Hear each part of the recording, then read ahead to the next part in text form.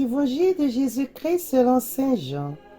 En ce temps-là, Jésus déclara: Amen, amen, je vous le dis. Celui qui entre dans l'enclos des brebis sans passer par la porte, mais qui escalade par un autre endroit, celui-là est un voleur et un bandit.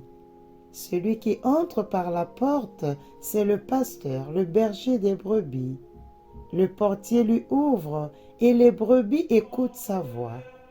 Ces brebis, à lui, il les appelle chacune par son nom et il les fait sortir.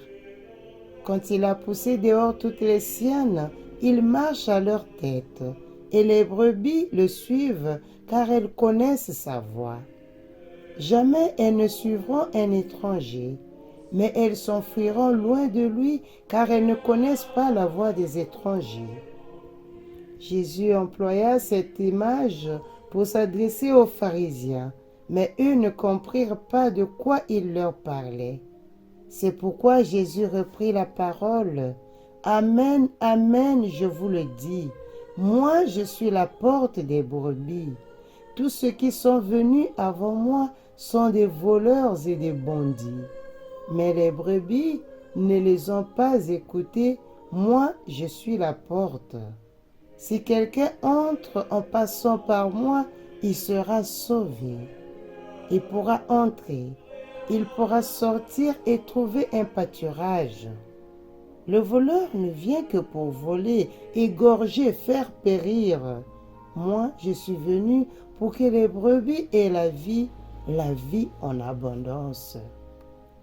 Acclamons la parole de Dieu. Louange à toi, Seigneur Jésus.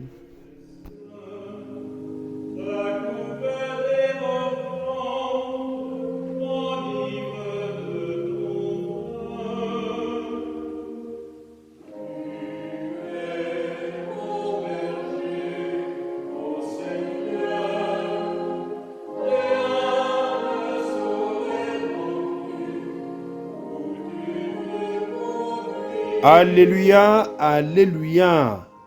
Christ est ressuscité.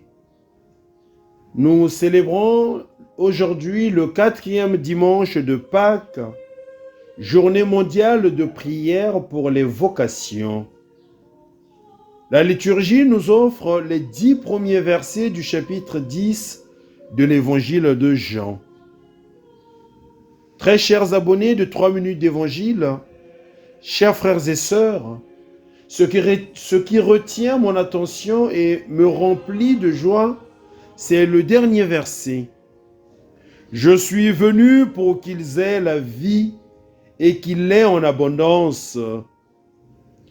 Jésus est venu pour ma vie pleine, abondante et joyeuse. Non pas pour ce minimum sans lequel la vie n'est pas la vie, mais pour cette vie exubérante, démesurée, qui franchit les rives et déborde, faite de liberté et de courage.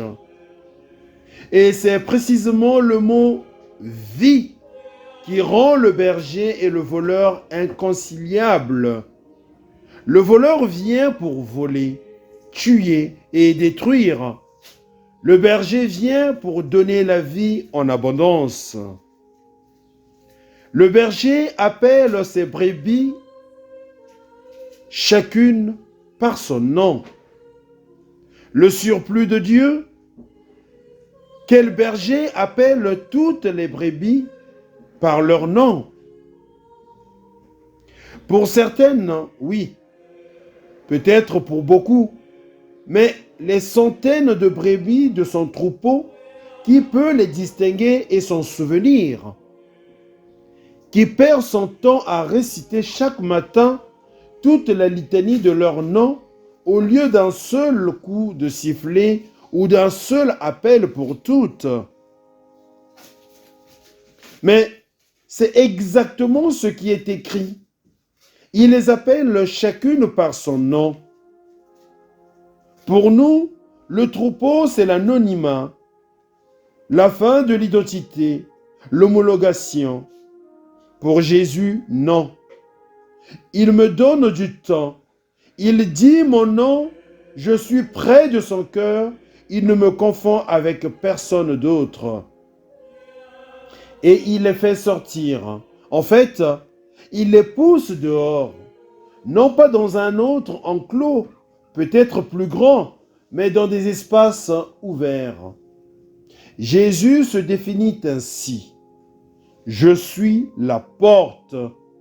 Il n'érige pas de mur ou de clôture pour diviser. Le Christ est passage, ouverture, brèche de lumière, vie qui entre et sort. Il est un berger plein d'avenir, une porte d'amour fidèle et sûre. Celui qui entre par moi sera en sécurité, plus forte que n'importe quelle prison. Il pourra entrer et sortir, où la faim et la soif de l'histoire ne seront apaisées. Il trouvera un pâturage. Et donc, il marche devant les brebis. C'est un berger ouvert qui ne se tient pas à l'arrière en appelant et en agitant son bâton. Les brebis restent en ligne parce qu'elles voient devant elles quelqu'un en qui elles ont confiance. Elles voient le chemin à suivre. Elles savent qu'elles sont en sécurité. Elles savent qu'il y a l'odeur de la vie au bout de cette ligne. Et Jésus se définit lui-même comme une porte. Le Christ est une porte ouverte, un trou dans le filet, une brèche dans le mur, un passage, un transit, un espace pour le cœur. Sommes-nous confiants en notre berger? Prions pour les vocations et que chaque appelé marche sur les traces du Christ, bon berger. Prenons le temps de manifester cette joie. Et à travers l'évangile que nous venons d'écouter, prenons aussi le temps de partager cette joie à travers ce canal en cliquant sur un j'aime, en commentant et en partageant. À tous et à toutes, bon dimanche de Pâques, le Seigneur soit avec vous.